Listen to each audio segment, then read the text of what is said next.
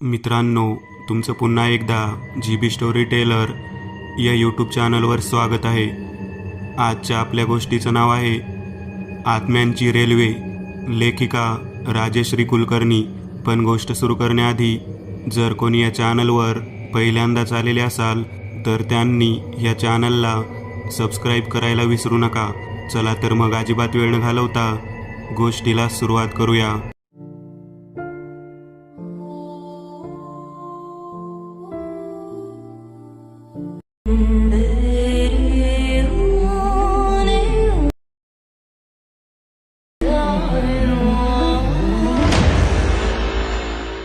आई, केव्हा येणार आहेत गा आजी आजोबा?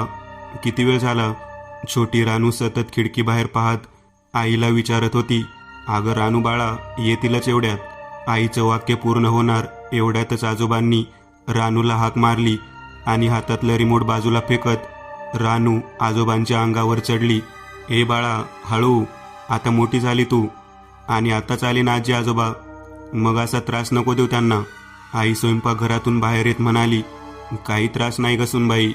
माझ्या नातीच्या येवल्याच्या हातांनी बिलगून घ्यायलाच तर आम्ही एवढ्या दूर आलोय ना. किती दिवस झाले पाहिलं नव्हतं याची मुरडीला, मग राहवलंच नाही. हो बाबा, तिला पण जेव्हा कळलं आजी आजोबा येणार आहेत तेव्हापासून एक क्षणही त्या खिडकीतून खाली आल्या नाही रानू मॅडम.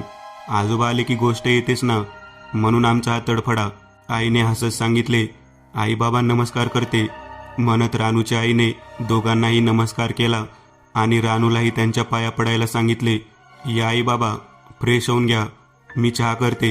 हो ग सुनबाई, छान, तुझ्या बाबांना आवडतो तसाच बनव, सगळा थकवा निघून जाईल मग त्यांचा. हो आई, अगदी तसाच करते म्हणत रानूची आई आत गेली. त्यानंतर चहा नाश्ता झाल्यावर आजी आजोबांना जरा तरतरी आली. आता संध्याकाळ झाली असल्याने रानूच्या बाबांची ऑफिसमधून येण्याची वेळ झालीच होती. थोड्याच वेळात रानूचे बाबा आले. अरे लोकेश, ये. नमस्कार करतो बाबा. काही त्रास नाही ना झाला प्रवासात? नाही रे बेटा, खूप दिवस झाले भेट नव्हती, मग गावाकडची कामं रामू काकांवर सोपवून भेटून येऊ म्हटलं तुम्हाला. आणि खूप दिवस झाले रानूलाही पाहिलं नव्हतं.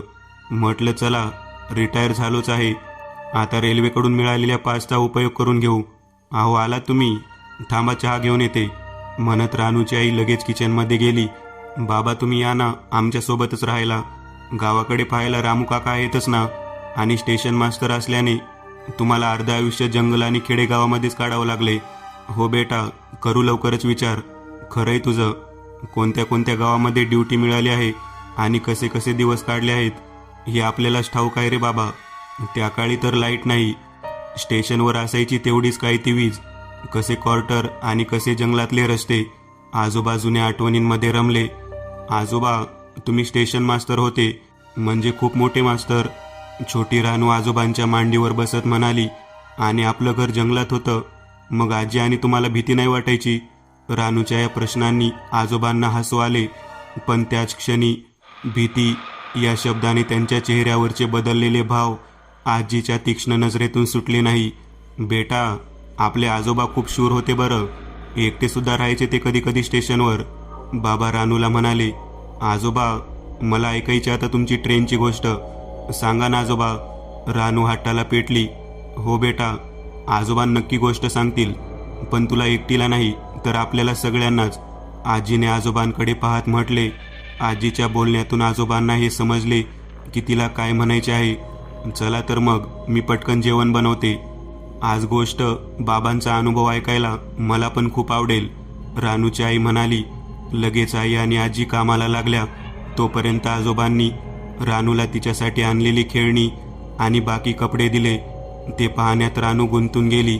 आजोबा, तुम्ही किती छान आहेत, किती खाऊ आणला तुम्ही माझ्यासाठी. रानू हरकून गेली, पण आजोबाचं त्याकडे लक्षच नव्हतं. जेवण तयार झाल्यावर आईने आधी आजोबा, रानू आणि लोकेशला वाढून दिले. त्यांचे जेवण झाल्यावर आजी आणि तिने जेवून घेतले. जेवताना कोणीच बोलत नव्हते, कारण आजोबा खूप विचारात गुंतलेले दिसत होते. आजीने जेव्हा आजोबांना सगळ्यांना गोष्ट सांगणार आहे म्हटले, तेव्हा आजोबांच्या चेहऱ्यावर आलेली भीती लोकेश आणि रानूच्या आईच्या नजरेतून सुटली नाही. लगेच लोकेशने हॉलमध्येच सगळ्यांचे अंथरूण टाकले. बाबा या, थोडा अंग टाका, थकले असाल ना आज प्रवासाने. लोकेशने शोप हातावर ठेवत म्हटले. तेवढ्यात रानू आलीच. आजोबा, झोपायचं नाहीये, तुम्ही सगळ्यांना गोष्ट सांगणार आहे. आले हो बाळ, आजी आणि आईला येऊ दे, मग सांगतील आजोबा गोष्ट. बाबांनी तिला कडेवर घेतले. सगळं आवरून रानूची आई आणि आजी सुद्धा येऊन बसल्या. अहो, सांगा आता तुमची गोष्ट. आणि ट्रेनची गोष्ट सांगा म्हटल्यावर एवढे का घाबरले तुम्ही मगाशी? अशी कोणती गोष्ट आठवली तुम्हाला? आजीने विचारले. मला आठवलेली गोष्ट म्हणजे गोष्ट नसून मी अनुभवलेला एक भयान अनुभव आहे. आजोबा असे म्हणताच रानूच्या आईने लोकेशचा हात पकडला. रानूची आई बिलगली. समजत नसेल तरी आजोबांचा चेहरा पाहून काहीतरी भयानक गोष्ट आहे हे तिने ओळखले. अहो, अशी कोणती गोष्ट आहे बाबा ज्याने तुम्ही सुद्धा घाबरले? लोकेशने विचारले. सांगतो. सुनबाई, मला पाणी देतेस का जरा? लगेच रानूच्या आईने त्यांना पाणी दिले. आजोबा आता बऱ्यापैकी सावरले होते. सगळ्यांची उत्सुकता आता शिगेला पोहोचली होती. तर ऐका, आजोबांनी सुरुवात केली. ही गोष्ट आहे 1972 सालची. मी नोकरीला लागून काही वर्ष झाले होते. अगदीच नवीन होती मला ही रेल्वेची नोकरी, पण तरी मी मन लावून काम करत होतो आणि त्यामुळेच मला माझ्या कामाचे फळ मिळाले आणि मला बढती मिळाल्याची तार माझ्या हातात आली. सगळे खूप लक्ष देऊन ऐकत होते. मग काय झालं बाबा पुढे? रानूची आई म्हणाली. तर बढती मिळाली ही गोष्ट ऐकून मला खूप आनंद झाला. मी स्टेशन मास्टर झालो होतो, पण त्यासोबतच माझी बदली झाल्याचेही मला समजले आणि कोकणातील एका खेडेवजा गावात मला एका महिन्याच्या आत रुजू व्हायचे आहे असे मला मोठ्या साहेबांकडून कळवण्यात आले. ते ऐकून थोडा नाराजही झालो. हो, मला आठवतोय तो दिवस. आपलं लग्न होऊन 1-1.5 वर्ष झालं होतं आणि लगेच तुमची बढती वजा बदली झाली त्या खेड्यात. काय बाई ते गाव, काहीच मिळायचं नाही तिथे. आजीने दुजोरा दिला. तर तुझ्या आईला घेऊन मी थोडे सामान घेऊन त्या गावात आलो. त्या काळी वीज तर नव्हतीच आणि ते तर अतिशय खेडेगाव होते, त्यामुळे तिथे लोकसंख्याही अतिशय कमी होती. आम्हाला राहायला तिथे क्वार्टर म्हणून एक छोटे घर मिळाले होते आणि शेजार म्हणजे फक्त एक घर होते. तेवढाच काय तो आधार. पण तेथे राहत असलेल्या जोशी असिस्टंट स्टेशन मास्टर सोबत आमची छान गट्टी जमली. आम्ही आल्याने त्यांनाही खूप आधार मिळाला होता. असा त्या छोट्या खेडेगावात आमचा राजाराणीचा संसार सुरू झाला. तेथील स्टेशन म्हणजे अगदीच छोटे होते. तेथून फक्त एक प्रवासी गाडी आणि 3-4 मालगाड्यांशिवाय काहीच जात नव्हते, त्यामुळे जास्त असे काही काम नव्हतेच. पण तरीही तेथे प्रवाशांसाठी केलेल्या बसायच्या जागेजवळून येताना वेगळेच वाटायचे. परंतु मी तेथील गोष्ट जाणून घ्यायचा प्रयत्न केला नाही आणि अशातच एक दिवस तुझ्या आईने गोड बातमी कळवली. आमच्या दोघांनाही खूप आनंद झाला होता. पण लगेच आता आईजवळ कोण थांबणार असा प्रश्न मला पडला, कारण नेमकीच माझी रात्रपाळी सुरू झाली होती आणि अशा परिस्थितीत हिला एकटे सोडणे मला शक्य नव्हते. कारण नाही म्हटले स्टेशन घरापासून थोडे लांबच होते आणि माझ्या आईला तिच्या तब्येतीमुळे लगेच एवढ्या दूर आणणे शक्य नव्हते. तरी बरं का लोकेश, तुझ्या आईने खूप समंजसपणा दाखवला की आता काही एवढे नाही, दिवसा तुम्ही आहातच आणि रात्री काही लागले तर मी शेजारच्या जोशी वहिनींना आवाज देईलच. त्यांनाही आता मी पोटुशी असल्याचे ठाऊक आहेच, त्यामुळे माझी थोडी काळजी मिटली. मी रोज जोशी वहिनींना हिच्याकडे लक्ष ठेवा असा निरोप देऊनच जायचो. 6-7व्या महिन्यापर्यंत हिने अगदी एकटीने रात्र काढल्या. परंतु खरी परीक्षा आता सुरू झाली होती. तुझ्या आईला 8वा महिना सुरू झाला. आता तिला थोड्या थोड्या कळा यायला लागल्या होत्या. म्हणून मी जोशींना विनंती केली की माझ्याऐवजी तुम्ही रात्रपाळी करा. त्यांनीही ती विनंती मान्य केली. अहो, हे सगळं ठाऊक आहे मला, पण यात घाबरण्यासारखं काय होतं? आजीने विचारले. हे सगळं ऐकत असताना रानू बिचारी केव्हाची झोपून गेली होती. लोकेशने तिला नीट झोपवून पांघरून टाकले, पण एका अर्थी ती झोपली हे चांगले झाले होते. अगं, गोष्ट अजून संपली नाही आहे. तर मग मी जोशींना सगळे काम नीट समजावून निघालो. पण का कोण जाणे, त्या दिवशी खूपच गडद अंधार होता आणि मला त्यांना सगळं समजावून सांगून निघायलाही वेळ झाला. त्या दिवशी बहुतेक अमावस्या असावी.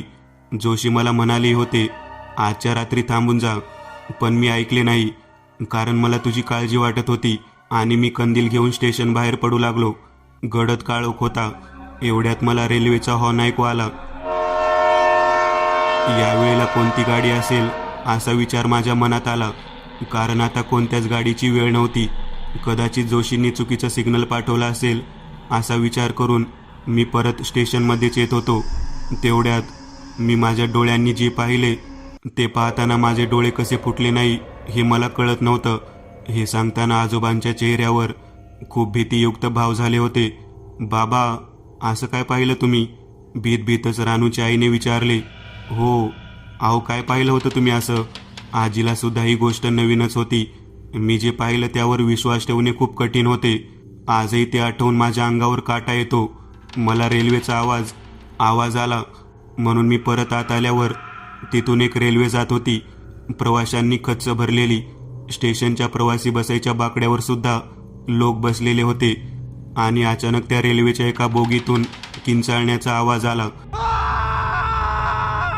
आणि क्षणार्धात 2 डब्यांना आग लागली. मी डोळे विस्फारून ते दृश्य पाहत होतो.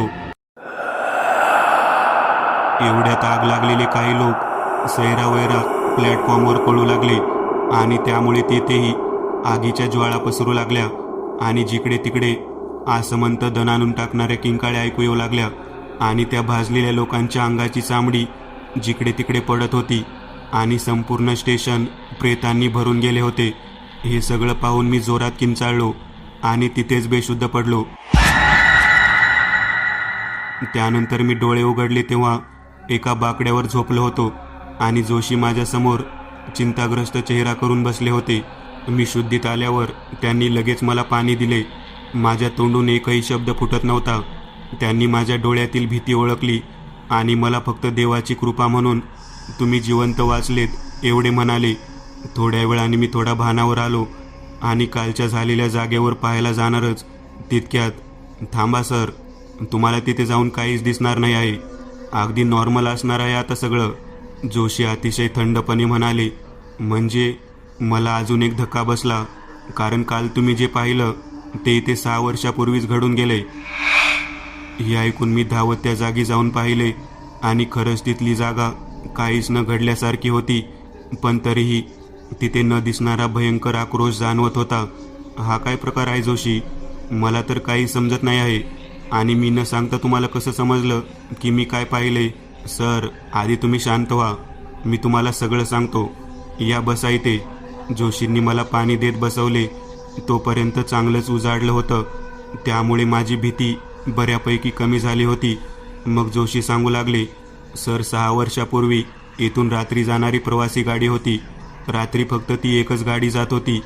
परंतु अशा वेळेस इथे दरोडेखोरांचे खूप फावायचे आणि एका दिवशी असंच गाडी थांबलेली असताना नको ते झाले आणि काही दरोडेखोर गाडीत घुसले.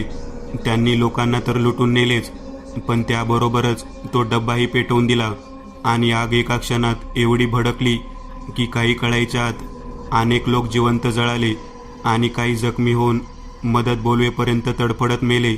या निष्पाप लोकांचा उगाच बळी गेल्याने त्यांना शांती मिळत नाही आहे आणि त्यामुळेच ते दरवर्षी या अमावस्येला ते दृश्य जसेच्या तसे दिसते. अनेक लोकांनी ते दृश्य पाहून जीव गमावला. त्यामुळे इथून एकही प्रवासी गाडी रात्री जात नाही. काल तुम्ही निघून गेल्यावर मला लक्षात आले की आज अमावस्या आहे आणि मी तुमच्या मागे आलो तर तुम्ही मला बेशुद्ध अवस्थेत दिसले. मी लगेच 2-3 जणांना बोलावून तुम्हाला इथे आणून झोपवले. जोशींच्या तोंडून ही कहाणी ऐकून मला भीती तर वाटली, पण त्या निष्पाप जीवांना यातून बाहेर काढलेच पाहिजे अशी इच्छा वाटू लागली. थोड्याच दिवसात तेथे यथासांग पूजा आम्ही करून घेतली आणि त्या दिवसापासून तेथे असणारा आक्रोश नाहीसा झाला असे जाणवू लागले आणि परत सगळे सुरळीत झाले. थोड्याच दिवसात लोकेशचा जन्म झाला आणि हळूहळू बाळाच्या आगमनाने ही गोष्ट मागे पडली. परंतु आजही त्या रात्रीचे ते दृश्य आठवून अंगावर काटा उभा राहतो. भीती म्हणजे काय हे त्या दिवशी मला समजले. एवढे बोलून आजोबांनी पूर्णविराम घेतला, पण सगळ्यांचे चेहरे भीतीने पांढरे पडले होते. ज्या दृश्याचा विचार करायलाही मन धजावत नाही असे दृश्य बाबांनी प्रत्यक्ष अनुभवले आणि तेही आत्म्यांच्या सानिध्यात. याचे सगळ्यांनाच अप्रूप वाटत होते. याशिवाय बाबांनी घेतलेला निर्णय किती योग्य होता हे सुद्धा सगळ्यांना पटले. अहो, पण हे सगळं तुम्ही मला तेव्हा का नाही सांगितले? आजीच्या डोळ्यात पाणी आले होते. अगं, तेव्हा आपला लोकेश तुझ्या पोटात होता आणि मला तुला हे सांगून घाबरवायचे नव्हते, पण आज रानूच्या हट्टापायी ही गोष्ट आज तुम्हाला सांगितली. एक अविस्मरणीय अनुभव, आत्म्यांची रेल्वे. आजोबांचा हा अनुभव ऐकून सगळ्यांनाच धक्का बसला होता, पण त्यासोबतच ते सुखरूप असल्याने आजीने तेव्हाही देवाचे आभार मानले. आजच्या रानूच्या गोष्ट सांगण्याच्या हट्टाने सगळेच एक नवीन अनुभव घेऊन झोपायला गेले. मी एक नवीन चॅनल ओपन करत आहे, त्यावर तुम्हाला ॲनिमेटेड हॉरर स्टोरीज पाहायला मिळतील. त्या चॅनलची लिंक या व्हिडिओच्या डिस्क्रिप्शनमध्ये दिलेली आहे. चॅनलला सबस्क्राईब करायला विसरू नका. मित्रांनो, आज पुरतं एवढंच. तुम्हाला जर काही गोष्ट आवडली असेल तर नक्की लाईक करा. तुमच्यापैकी बरेचसे जण व्हिडिओ लाईक न करताच पळून जातात, पण हा जर व्हिडिओ तुम्ही लाईक केला तर मला जरा बरं वाटेल आणि असेच भारी भारी व्हिडिओ बनवायची माझ्यात एनर्जी येईल. त्यामुळे नक्की लाईक करा आणि अजूनही कोणी या चॅनलला सबस्क्राईब केलेलं नसाल तर लगेच सबस्क्राईब करून टाका आणि बाजूची घंटी ती मात्र दाबायला विसरू नका. देवाची घंटी आहे ती. चला तर मग पुन्हा भेटूया अशीच एक आगळी वेगळी गोष्ट घेऊन पुढच्या भागात.